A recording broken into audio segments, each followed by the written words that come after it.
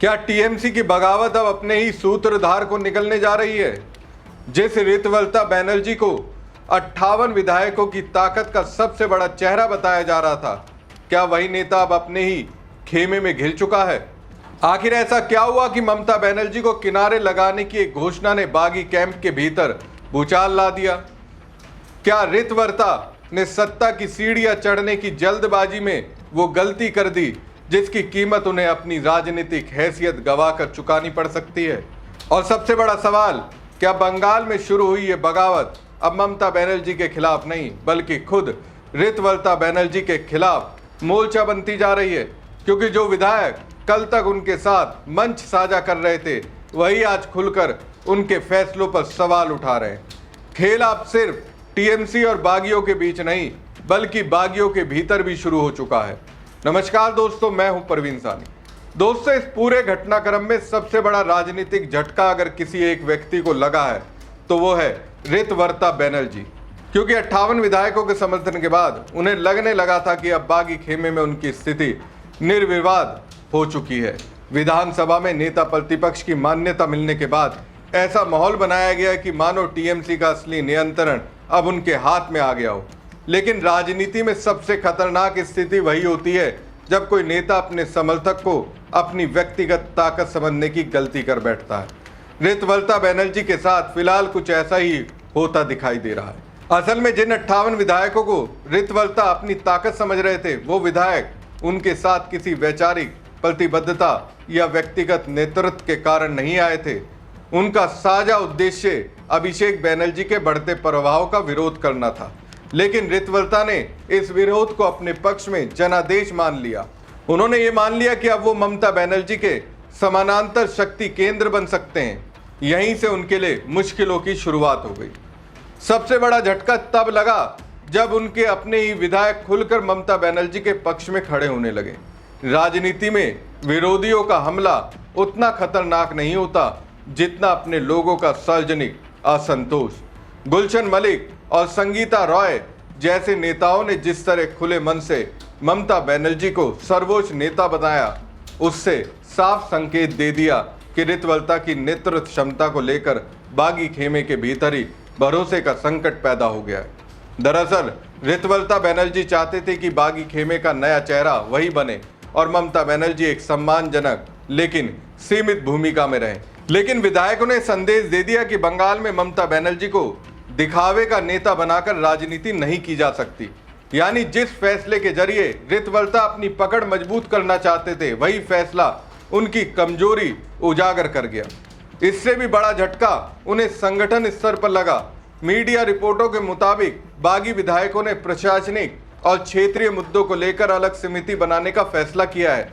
देखने में ये एक सामान्य संगठन का कदम लग सकता है, लेकिन राजनीति में ऐसे कदमों के कई मायने होते हैं। इसका सीधा संदेश यह है कि विधायक अब हर मुद्दे पर ऋतुवल्लता बनर्जी के माध्यम से काम नहीं करना चाहते। वो समानांतर निर्णय प्रक्रिया खड़ी कर रहे हैं। यानी जिस नेता को बागी खेमे का केंद्र माना जा रहा था उसी के आसपास अब वैकल्पिक शक्ति केंद्र बनने लगे हैं। राजनीति में किसी भी नेता के लिए खतरे की घंटी होती है, क्योंकि जब सहयोगी नेता अलग अलग मंच और समितियां बनाने लगते हैं तो इसका मतलब होता है कि नेतृत्व पर उनका भरोसा पूरी तरह मजबूत नहीं है।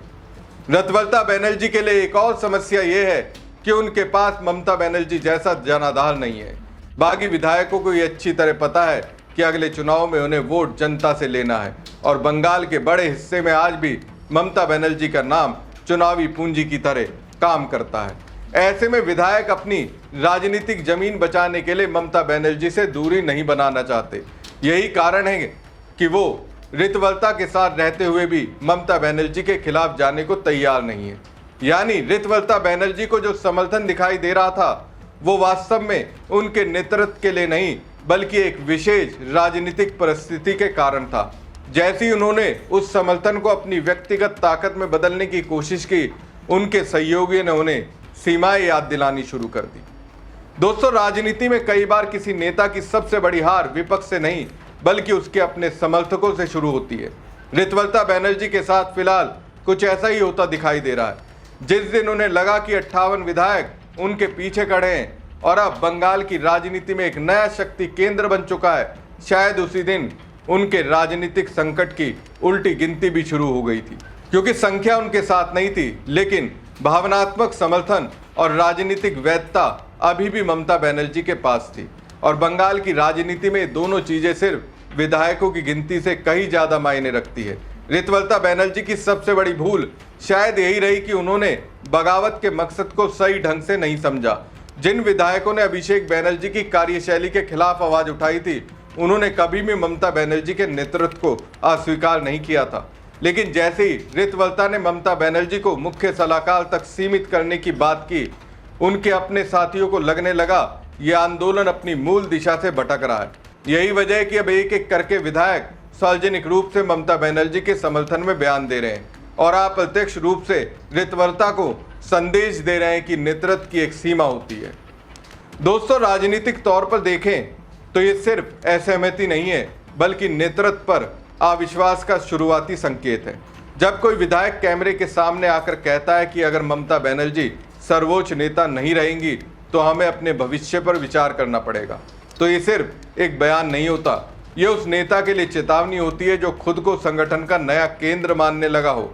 और जब ऐसी चेतावनियां एक नहीं कई नेताओं की तरफ से आने लगे तो समझ लेना चाहिए कि अंदर खाने बहुत कुछ बदल रहा है। दिलचस्प बात यह है कि रितवल्ता बनर्जी ने जिस बागी खेमे को अपनी ताकत माना था, वही खेमा अब उन्हें नियंत्रित करने की कोशिश करता दिखाई दे रहा है। विधायक साफ कह रहे हैं कि आंदोलन की दिशा क्या होगी, नेतृत्व की सीमाएं क्या होंगी और ममता बनर्जी की भूमिका क्या होगी। यानी फैसले लेने वाले नेता अब फैसलों पर सफाई देने की स्थिति में पहुंचते नजर आ रहे हैं। राजनीति में इससे बड़ा झटका शायद ही कोई हो सकता है। और यही वजह है कि आज बंगाल की राजनीति का सबसे दिलचस्प सवाल ये नहीं है कि ममता बनर्जी की वापसी होगी या नहीं। असली सवाल यह है कि क्या रितवल्ता बनर्जी अपने ही खेमे पर नियंत्रण बनाए रख पाएंगे, क्योंकि जिस दिन बागी विधायक ये महसूस कर लेंगे कि उनकी राजनीतिक जमीन रितवल्ता के कारण कमजोर हो रही है, उस दिन वो नया रास्ता चुनने में देर नहीं लगाएंगे। राजनीति में समर्थन हमेशा स्थायी नहीं होता, लेकिन जनाधार और स्वीकार्यता लंबे समय तक टिकती है। और फिलहाल बंगाल में वो स्वीकार्यता अभी भी ममता बनर्जी के नाम के साथ जुड़ी हुई दिखाई देती। इसलिए तस्वीर जितनी दिखाई दे रही है उससे कहीं ज्यादा जटिल है। बाहर से देखने पर लगता है कि टीएमसी टूट गई है, लेकिन अंदर से देखने पर लगता है कि बागी खेमा खुद टूटने के खतरे से जूझ रहा है। ममता बनर्जी को कमजोर करने निकले नेताओं के सामने अब सबसे बड़ी चुनौती ममता नहीं बल्कि अपनी एकता को बचाए रखना बन गई है। और अगर यही हाल रहा तो इतिहास शायद ये कहेगा कि रितवल्ता बनर्जी को सबसे बड़ा झटका ममता बनर्जी ने नहीं बल्कि उन्हीं 58 विधायकों ने दिया था, जिनके सहारे वो बंगाल की राजनीति का नया अध्याय लिखना चाहते थे। राजनीति का खेल बड़ा निर्दयी होता है दोस्तों।